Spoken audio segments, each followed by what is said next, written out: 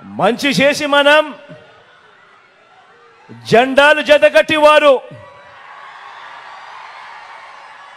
తలబడబోతా ఉన్న ఈ ఎన్నికల్లో ఆ పేదల వ్యతిరేకులను ఓడించి మనం చేస్తున్న ఇంటింటి అభివృద్ధిని సంక్షేమాన్ని కాపాడుకునేందుకు జరుగుతున్న మంచిని కొనసాగించేందుకు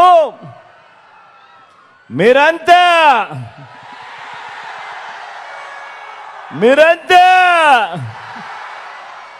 సిద్ధమేనా?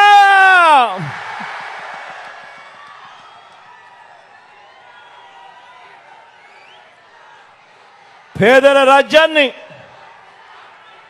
అవ్వాతాతల సంక్షేమ రాజ్యాన్ని,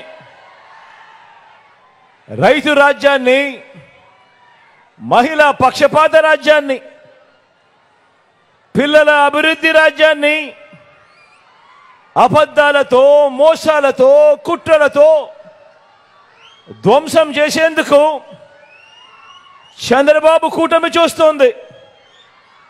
అడ్డుకునేందుకు మీరంతా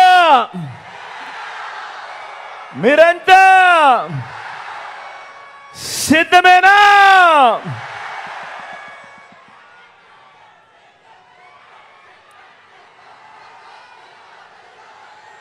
జరగబోయేవి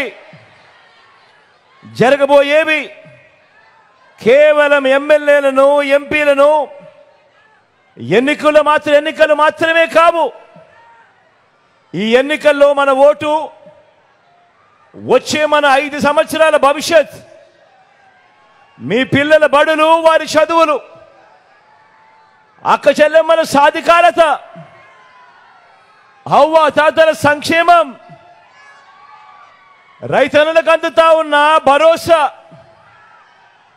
పేద సామాజిక వర్గాలకు అందిన న్యాయం, ఇవన్నీ కూడా కొనసాగి మరో 2 అడుగులు ముందుకు వేయాలా, లేక మోసపోయి మళ్ళీ నష్టపోవాలా అన్నది నిర్ణయించేదే ఈ ఎన్నికలు.